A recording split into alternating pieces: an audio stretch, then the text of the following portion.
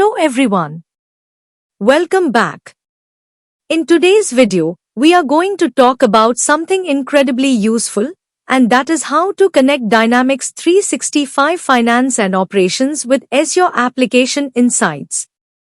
If you've ever wondered how you can monitor your environment, track what's happening under the hood, or catch system errors before your users even notice them, this is exactly what we are going to set up today.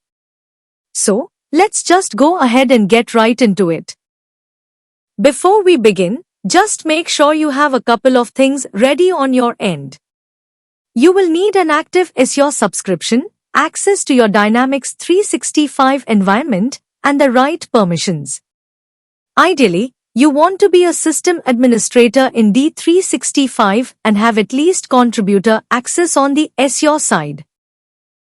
Typically, you would start inside the Azure portal by creating an Application Insights resource, setting it up in workspace-based mode, and copying the unique instrumentation key and connection string generated in the resource overview page. Once you have those deployment details copied down, you are good to move forward into the client configuration. Now, looking at the D365 interface starting from the main dashboard for the Contoso Entertainment System USA, head over to the top search bar. Type in Telemetry and select Monitoring and Telemetry Parameters from the System Administration Setup options.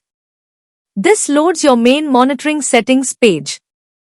Under the Configure tab, you can choose exactly which types of telemetry you would like to capture, ensuring only enabled types are sent off to Azure.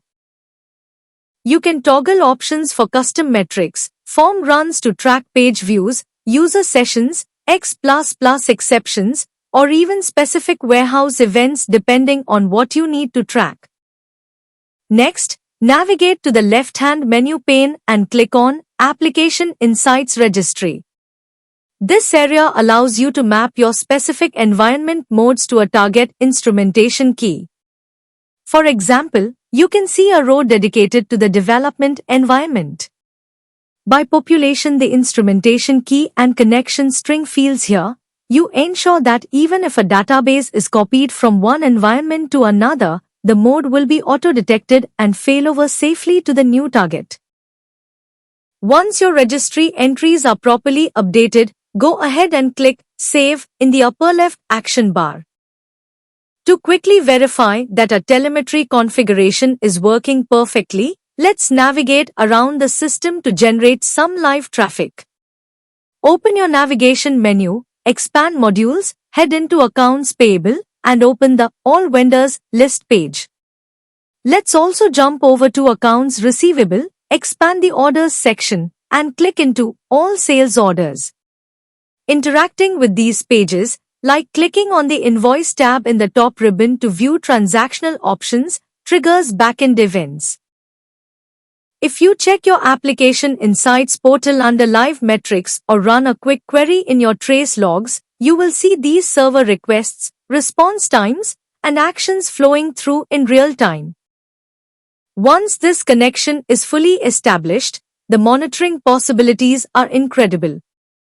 You can easily isolate performance bottlenecks, track custom application events, configure automated alerts, and build comprehensive health dashboards. It truly gives you full visibility into your environment's real-time behavior, which is absolutely invaluable for maintaining production stability.